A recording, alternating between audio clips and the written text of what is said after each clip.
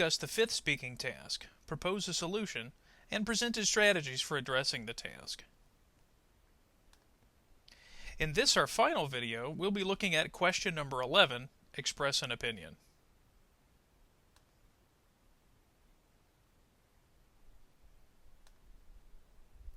Once again, we'll be using sample questions taken from the TOEIC Speaking and Writing Sample Test provided to us by ETS. Let's go ahead and take a look at the topic. In this part of the test, you will give your opinion about a specific topic. Be sure to say as much as you can in the time allowed. You will have 15 seconds to prepare. Then you will have 60 seconds to speak. Some people prefer to take a job that does not pay well, but does provide a lot of time off from work. What is your opinion about taking a job with a low salary that has a lot of vacation time? Give reasons for your opinion. So what do we notice? We have to give our opinion of the stated idea. We have to give an organized response that follows a logical progression of ideas. And of course it involves our personal opinion. Now this brings us to our first TOEIC hint, in that when we see a question on the TOEIC, we have to be able to quickly recognize the common types of questions that they could ask us. So part of the problem, of course, is we don't have a lot of time to prepare. So after the question is read, we only have about 15 seconds before we have to give a response. So in this way, we need to familiarize ourselves with the common question types in order to give ourselves kind of an advantage on the test. Now basically they fall into four categories. A preference or choice, and these questions are usually worded as would you rather or would you prefer, or some people believe this or others believe this. Others are kind of like agree or disagree type questions, or sometimes they're worded as favor or not favor, or support or oppose a particular idea. Some are what we call hypothetical. For example, if you could. And then finally, others are just straight out opinion questions. Now, one thing you will notice right away on the test is that sometimes a question may ask your particular opinion, but it actually is asking you to think about what you would prefer. So if you think about our particular topic, even though our question is about our opinion of something, we do have the idea to say, well, maybe this is something we don't prefer. So part of the idea is if we support the particular opinion, then we would give positive ideas. If we don't support the opinion, then we might want to consider giving some negative ideas, or thinking about something we would actually prefer.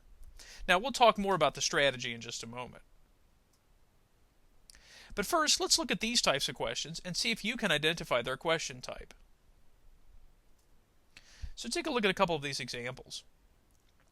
You have just won a contest, and for your prize you can choose either a small car or an airline ticket. Which would you choose? Use specific reasons and details to support your answer. Okay, well, what question type do you think it is? Well, it is a hypothetical question, and asks us what will we do in this situation. You could also think of it as, even though it's a hypothetical question, it's also asking us to make a choice. Would you choose the small car or the airline ticket? So in this case, it's not really happening to us, but in this way, we can think of it as it's a hypothetical question that also is asking us to make a choice. Let's look at our next one. Would you rather play an individual sport or a team sport?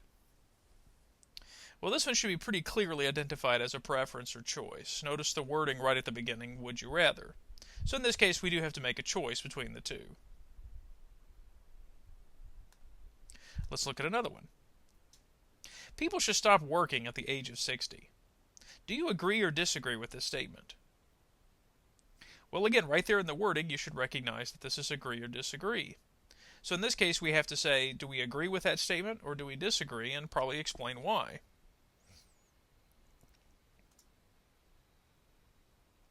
Some people like to travel with a group. Others would rather travel by themselves. Which would you prefer? Well, in this case, again, we have a preference or choice. We're given what one group would like to do, and then we're given what the other group would like to do, and we have to choose which one. So again, you'll notice a lot of the questions are really just asking us to say what we would prefer, but the way they're worded really depends on the choice of words they use. And again, sometimes we may have to think a little bit differently of how to answer. But if you've noticed, with all four of our choices, we basically do have to give something of a preference or choice. Now, in terms of preparing for a response, the key to keep in mind here is that since this is the most complex response on the TOEIC speaking section, we need to understand the difference between how to prepare for the test versus preparing a response during the test. Now, this next section, we're going to discuss both strategies, but we're really going to keep in mind that preparing for the test will take lots of practice. So the first thing you have to understand is that in order to use your 15 seconds very well, you're going to have to put in a lot of practice time before you even take the test.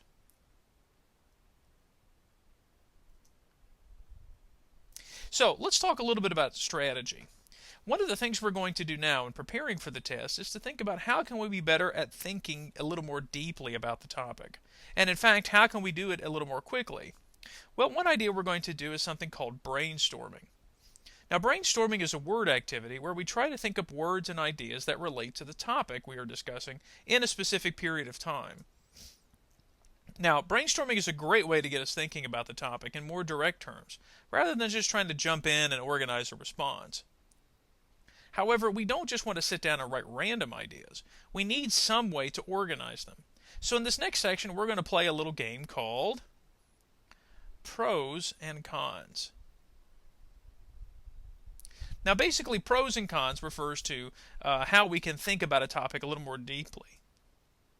So in this case, it's a test preparation tool. This activity takes far too much time, and you couldn't use it on the test itself because you'd have too little time to prepare. But it's a great activity to get us to demonstrate how deeply we need to start thinking about topics that maybe we don't think about every day.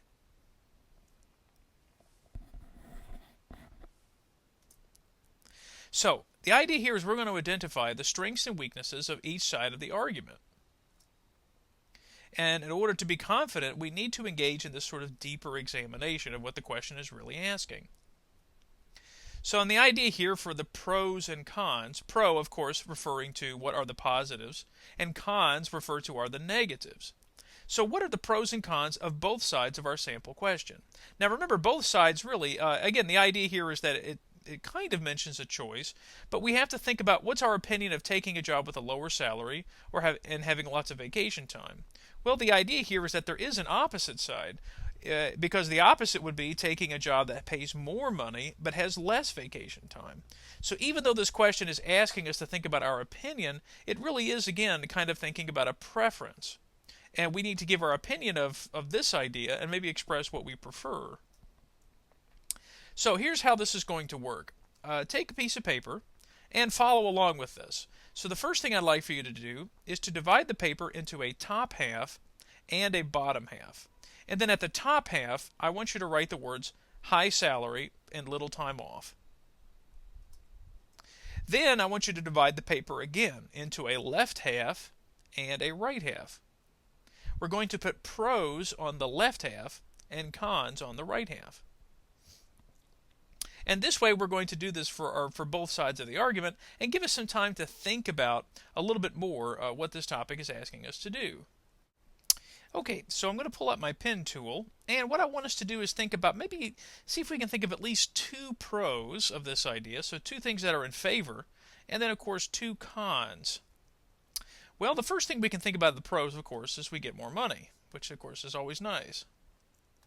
So we'll put more money. And of course, more money can lead to other things. Certainly, it could lead to a better house. It could lead to a better lifestyle, better car, that kind of thing. So we'll just make a few notes here. Okay. Another pro for this particular idea, of course, is even though we may have little time off, we can go to better places.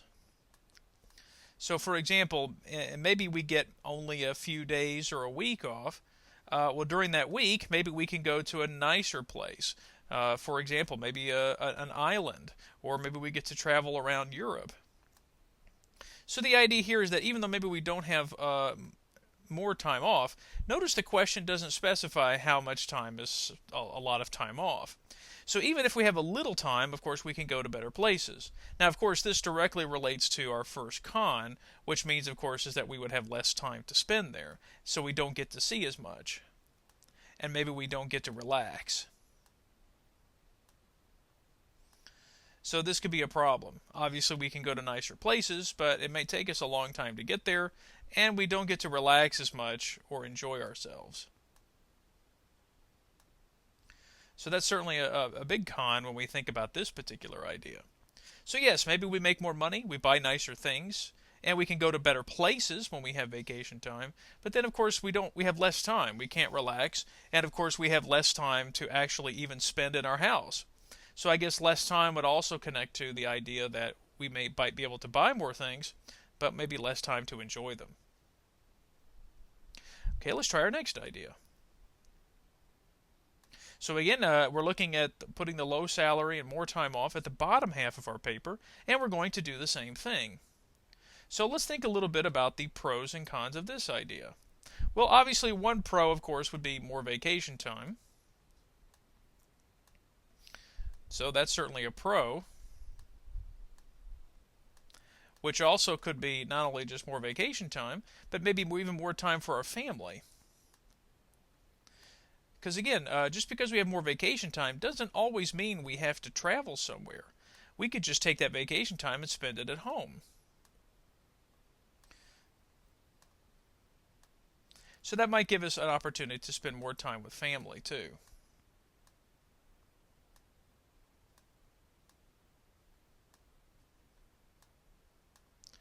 Now, of course, the con, well, as we said before, the places we're going to maybe not as nice. Since we're making less money, we can't visit places that are as nice as we could if we had more money. So maybe instead of traveling to an island like Hawaii, maybe we just have the time to be able to go to some local places. So that's definitely a con. And of course, the other problem could be that even though we might be able to take off more time, maybe our family can't. So maybe our family may not have flexibility. So this is certainly a thing we have to think about too with our family. Are they flexible with this particular schedule? So again, we're making less money, which is certainly a con. But the idea here is we're not sure, are our family, do they have the flexible time either? So again, that could be a problem. So again, we've tried to identify at least, a couple of different ideas, and of course we'll mention the fact that there's less money here. So we've tried to mention at least some pros and cons of both arguments. Now the question, of course, is to think about, are we supposed to kind of indicate, do we prefer this particular situation? Well, in the argument itself, the essay itself is asking us to think about what's our opinion of this situation. So in this case, we probably want to think about discussing, well, there are some pros, but there are also some cons of this argument, which might want to go ahead and start thinking about that these are the things we need to mention in our response. So, in general, making our choice on the test, this is the key to think about. Now, again, with a lot of the other choices, a lot of the other question topics, sometimes we don't have just a simple opportunity to describe an opinion. Sometimes we do have to make a choice. So some things we have to think about is which choice are we the most passionate about? Which ones can we identify with more deeply? Oftentimes, this is the answer choice that might give us more to talk about.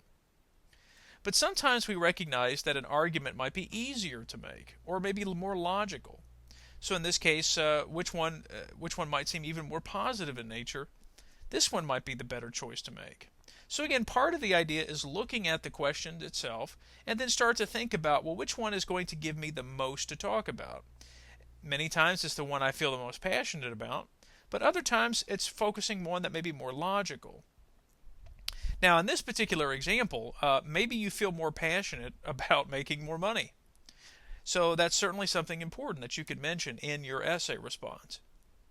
But on the other hand, you might say to yourself, well, time is more important to me.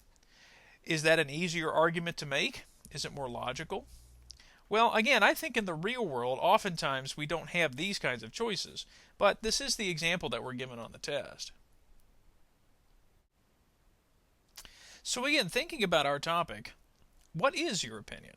What choices would you make? Do you think it's a good idea? Do you think it's a good idea to take a job with a low salary? What is your opinion?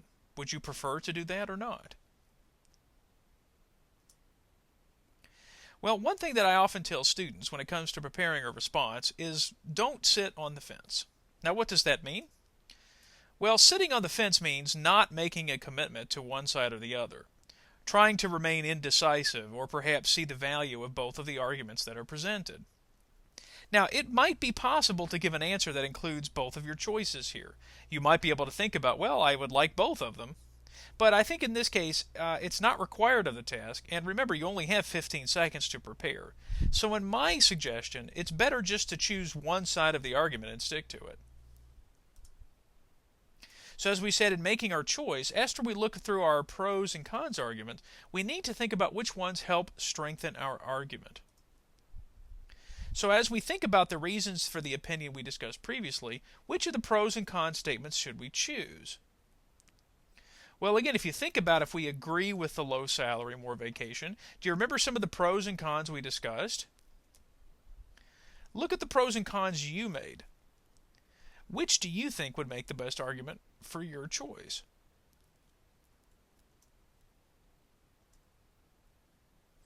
So now we're thinking about how to deliver a response.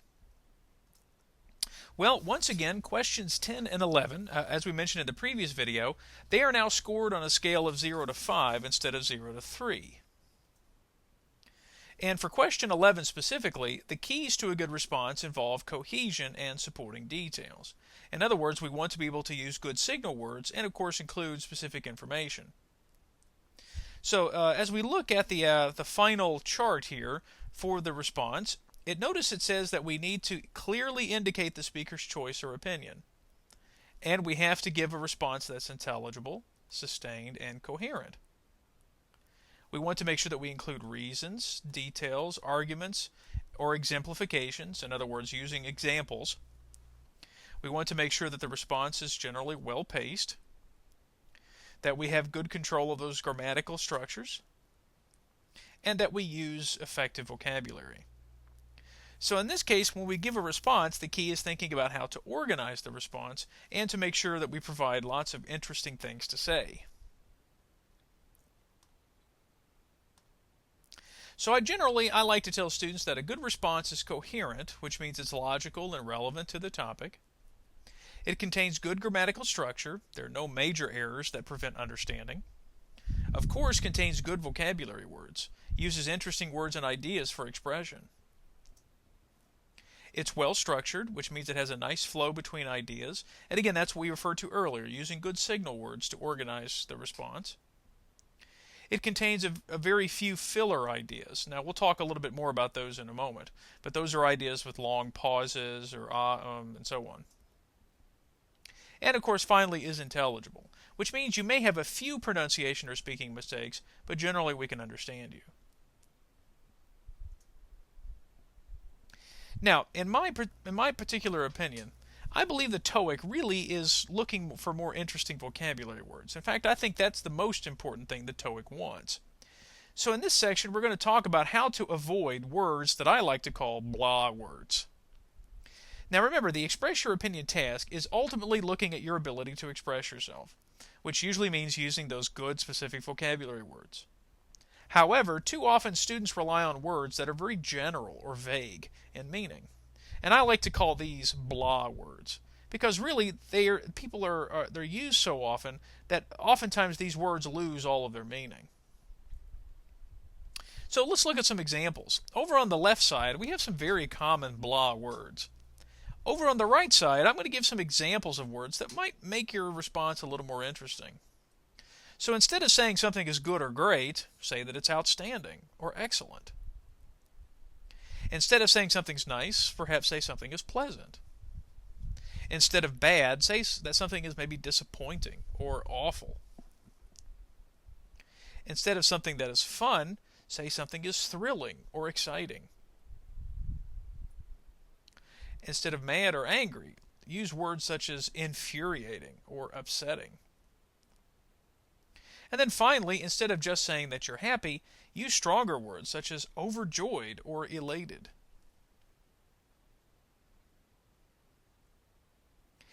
This task itself, the task of expressing our ideas, really, I think, in my opinion, is asking you to think more about the words you use instead of just the grammatical structure.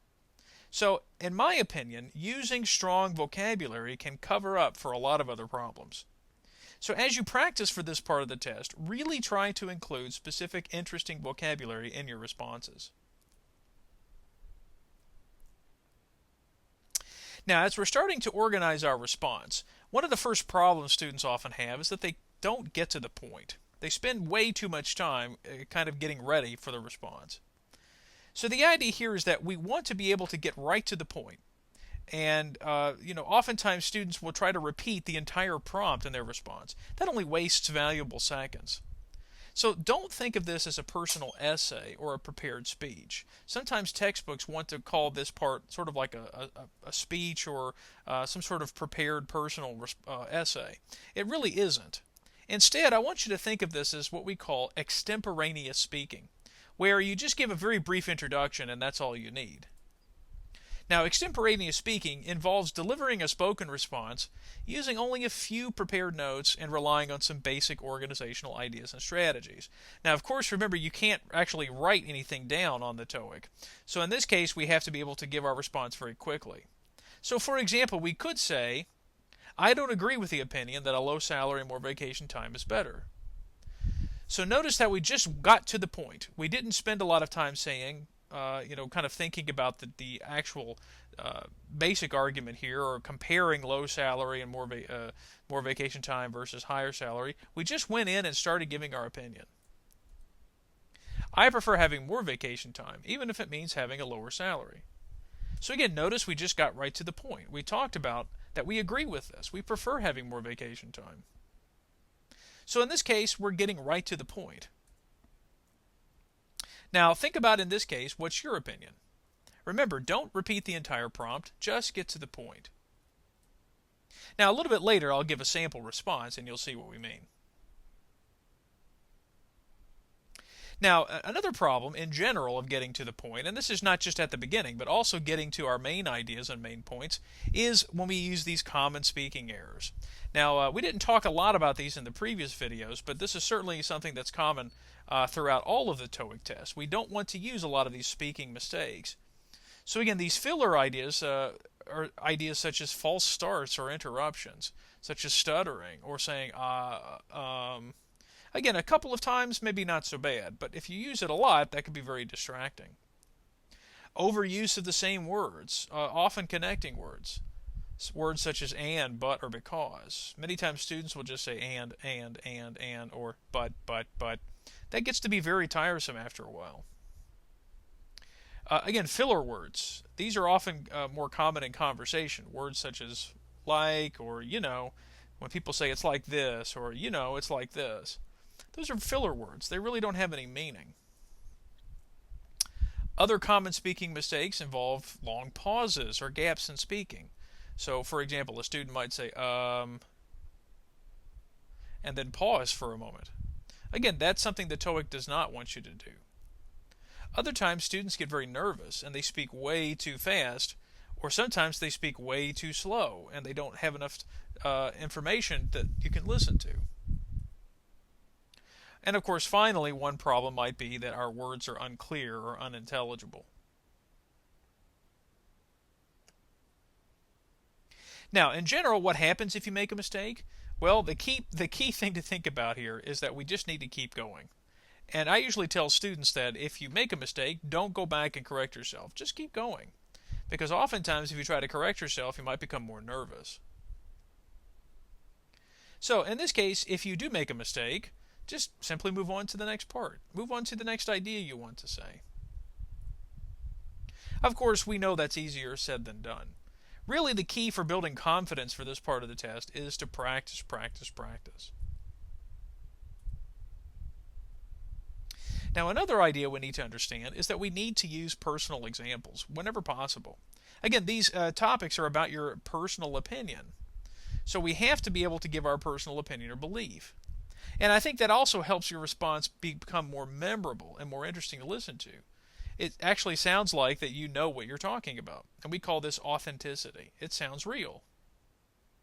Now, here's an example I'm thinking about using for this speaking response in our situation. And of course, this is actually something that happened to me. I've been an English as a second language teacher for adults for 14 years. When I first took the job, I got a huge salary cut from being a public school teacher. But I gained so much more in job satisfaction and the ability to take more vacation time in a much more flexible way. So if you notice, I mentioned two things already. I mentioned that the job itself, that being satisfied in the job was more important than money, and the fact that I could take more vacation time in a flexible way. Now, public school teachers, of course, do get a lot of vacation time, but they don't get to choose when to take it. So in this case, I can use my real life because I can take a little bit of the same number of vacation days. Certainly that's more than a regular job, but I also get to take them at different times throughout the year. So that helps. I certainly don't get paid a lot of money, but I do have a lot of flexibility and a little more vacation time than a normal job.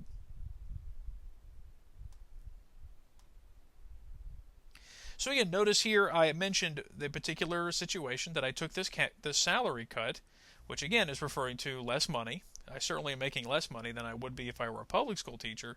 And then I mentioned those two reasons, job satisfaction and of course taking that flexible vacation time. So if you notice, using personal information makes it easier for the listener to identify with and visualize the information you're trying to say. So I often like to tell students, show, don't tell. Don't tell us that you think this is better. Show it to us. Has this happened to you in your real life? And I think also it's important to understand that oftentimes students from other countries think, well, no, students aren't going to understand me because this is from a different country. But the truth is there are many things that are the same across cultures. So I think in a way, if you describe something that is personal and very detailed, we can often find universal themes in these personal anecdotes. So I think the idea here is that if you get personal and use supporting information, people can visualize it and understand it better. Okay, so now it's your turn. I want you to practice delivering your response and remember to use personal examples. So I'm going to put the topic back up on the screen. Let's review it one more time. Some people prefer to take a job that does not pay well, but does provide a lot of time off from work. What is your opinion about taking a job with a low salary that has a lot of vacation time? Give reasons for your opinion. So I want you to pause the video and try to give a response. When you're finished, return to the video and then listen to a sample response. Now let's listen to a sample response.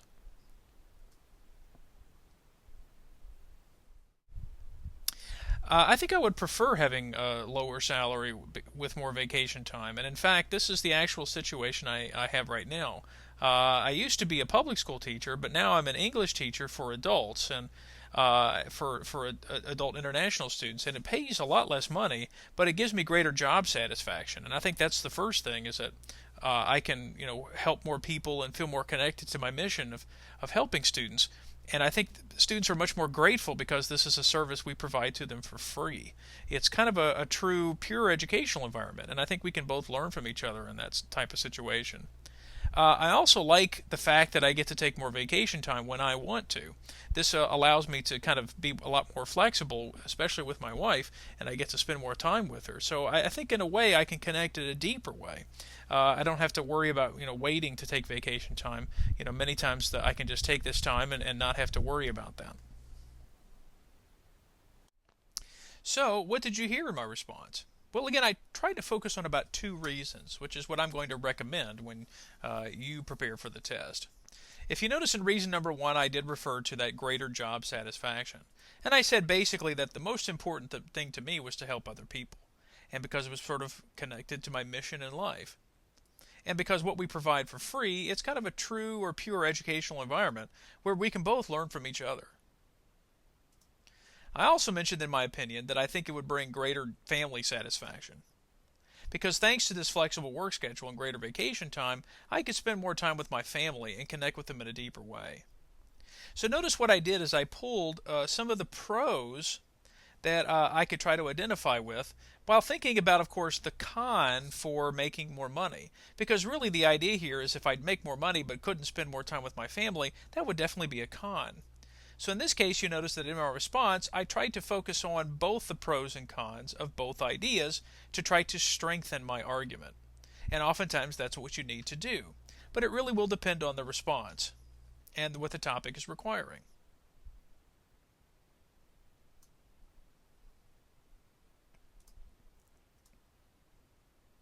Now, as mentioned in the previous videos, I do think recording yourself is the best way to help prepare for the TOEIC. However, because of the highly specific nature of question 11, I would really recommend, again, getting that great Grant True book, Tactics for TOEIC Speaking and Writing. That's really the best way, I think, in order to practice with ETS-approved material. Now, we're going to review very quickly all of the different questions and tasks that we see on the test. So once again, recall that there are a total of 11 questions, and the test itself is going to be about 20 minutes. So let's go through each one very quickly again. If you recall, the first task was reading a text aloud, in which we had to read a passage of about 150 to 200 words out loud. The passage itself was usually an announcement or some kind of advertisement. And the hint that we gave was that you needed to think like an announcer, which means if you read the passage in the appropriate spirit of the passage, then I think you will be able to basically give a better response. So when we refer to the criteria, remember the basic criteria are focusing on pronunciation, which usually means pronouncing the sounds of English correctly, using appropriate word stress, especially those that we call thought groups, making sure we emphasize the correct words in those particular groups. And then finally, the idea of intonation, using the appropriate rising and falling action, especially, again, with those ideas that involve thought groups. In the second video, we reviewed the idea of describing a picture. If you recall, we talked about that you needed to focus on the important elements in the photo and follow a basic strategy. We suggested these 3 steps. Establish the scene by looking at the overall picture and thinking about where the scene is taking place. Then zooming in on the most important elements first. So which particular people in the picture or particular ideas seem to be the most important, and focus on those first. And then finally, go back to the other elements in the picture and then fill in with the missing information. Now again, the idea was we wanted to connect our hint here is connect ideas together and to make our response more interesting. Again, the basic criteria involve the pronunciation, stress, and intonation, but also the idea of cohesion, using those appropriate signal words that we talked about earlier. We wanted to make sure that we used at least a minimum idea of grammatical structure, but then we also realized that to get a better score, we needed to use a little bit more complex grammatical structure. And then finally, vocabulary. Of course, the minimum idea is we want to use the correct words, but then the maximum idea to get a better score would be to use words that are interesting. And then finally, the hint on this side is, as we said before, that usually vocabulary is valued a little bit more than grammar. In the third video, we talked about responding to questions. The first sets of questions we looked at were looking at questions related to the same prompt. In general, the first 2 questions are shorter, and then the third question is longer. Remember that no preparation time is given for these particular questions.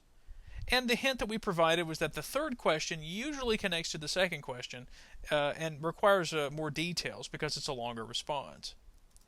The criteria, of course, involve pronunciation, stress, and intonation, cohesion, grammar, and vocabulary, of course, but then also 2 important ideas of relevance, in other words, making sure that we give information that relates to the actual topic, and we said that this was the minimum requirement for this task. And then, of course, completeness. Completeness is what's going to get us a better score. In the same video, we also looked at responding to questions that use information that's already provided to us, some sort of graphic element, like a schedule or agenda. Once again, we have no prep time, and this time we cannot see the questions on the screen itself. So we said that we need to pay attention to the fine print on the graphic, and also how information can be reworded using synonymous ideas.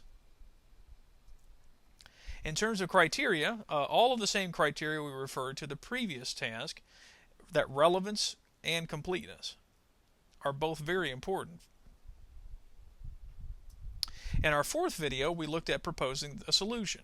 If you recall, we proposed a solution to a customer who's left a message at the company, and that you are an employee at this company and have some responsibility for solving the problem. So the hint that we gave was that you need to use good customer service skills in order to deliver a response.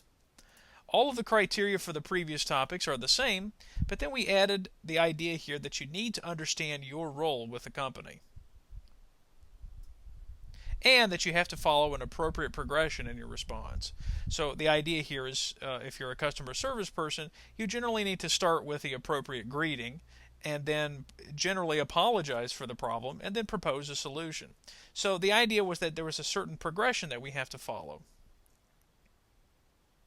In this, our final video, we looked at expressing an opinion. And here are some basic ideas we discussed. Get to the point. Make sure that you get directly to the reasons for your response.